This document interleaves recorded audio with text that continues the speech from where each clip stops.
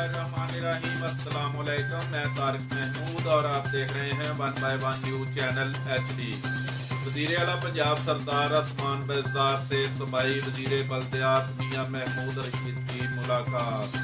बहमी दिलचस्पी के मामलात, सियासी अहम अमूर और महकमे की कारकर्दगी के हवाले से तबादला ख्याल। मियां महमूद रशीद ने वज़ीर आला उस्मान सरदार बज़दार को महकमे की कारकर्दगी से आगाह किया।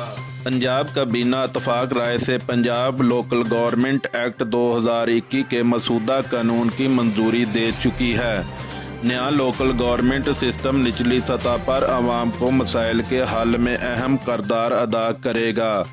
उस्मान सरदार बज़दार साहब का कहना है कि निचली सतह पर इख्तियारात को यकीनी मानों में मुंतकिल करके आवाम को बाइख्तियार बनाएंगे और नए बल्दियाती निज़ाम से मकामी सतह पर तरक्की के नए दौर का आगाज़ होगा और आवाम के मसाइल इनकी दहलीज पर हल होंगे। अपोजिशन सिर्फ ज़ाती मफादात का तहफ़्फ़ुज़ चाहती है।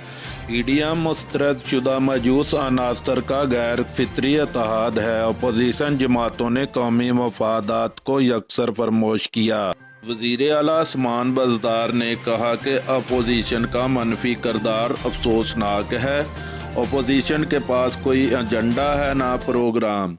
अपोजिशन जमातों का मनफी रवैया तरीक़ का हिस्सा बन चुका है और उन्होंने कहा अपोजिशन की अवाम में रही सही साख मुकम्मल तौर पर ख़त्म हो चुकी है।